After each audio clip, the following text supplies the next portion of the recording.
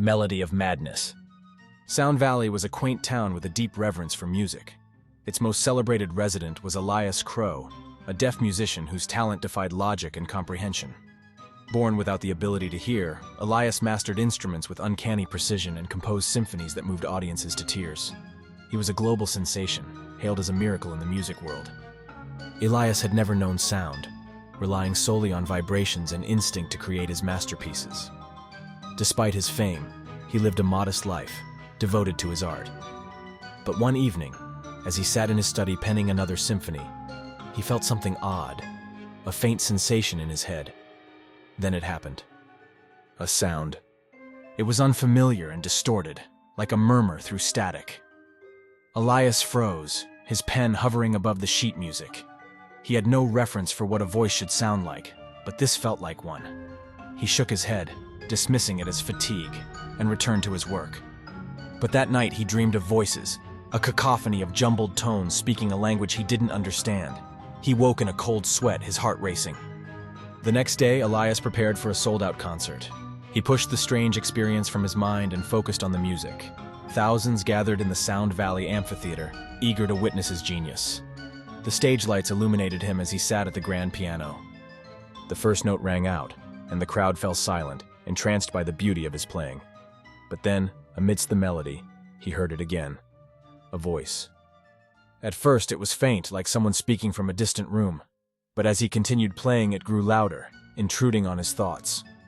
"Play faster. No, slower. They're all watching you." Elias's fingers faltered, hitting the wrong keys. The audience gasped. The voice became relentless. "They'll see you fail. They'll know you're a fraud." Elias clutched his head, his breathing erratic. The crowd murmured in confusion as he stumbled off stage, leaving his masterpiece unfinished. Humiliated, Elias visited the local hospital, hoping for answers. The doctor ran a series of tests and concluded with a smirk, "You're a perfectly healthy man, but I do have some bad news for you." Elias's heart sank. "I regret to inform you," the doctor said with a chuckle. "You'll never hear again and will be deaf for the rest of your life." Elias couldn't help but laugh with him, the absurdity lightening his mood. He returned home, relieved that the voices had ceased. But at 3 a.m., they returned, not as one but as 10, each speaking simultaneously. "Why are you lying there? Get up, get up, get up!" Elias bolted upright, sweat dripping down his face. He searched the room, but he was alone. The voices were inside his head. By morning, the voices had vanished, but the damage was done. Elias was exhausted and shaken.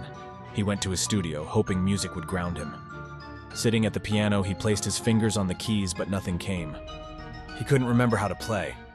Panic set in as he tried the guitar, the drums, and the trombone. Each attempt ended in failure. It was as if the voices had stolen his talent. Then they returned. This time there were thousands. "We won't stop. We will never stop.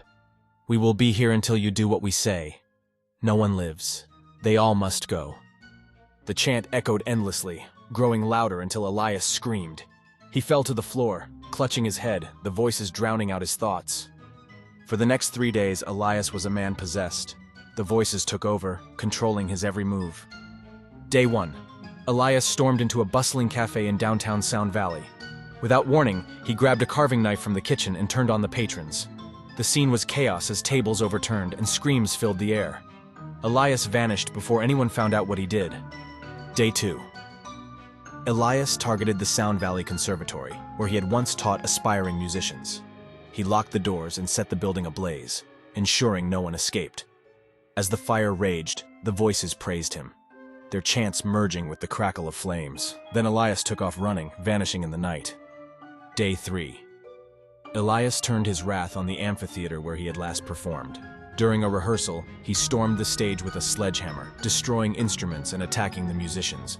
His once admired hands were now instruments of destruction, but he couldn't stop. It's like he's been wired for evil this whole time. Like the previous nights, Elias disappeared before anyone found out what he did. By the 4th day, Elias was unrecognizable, his mind fractured by the voices. He targeted a family of 4 in their home, breaking in during the early hours.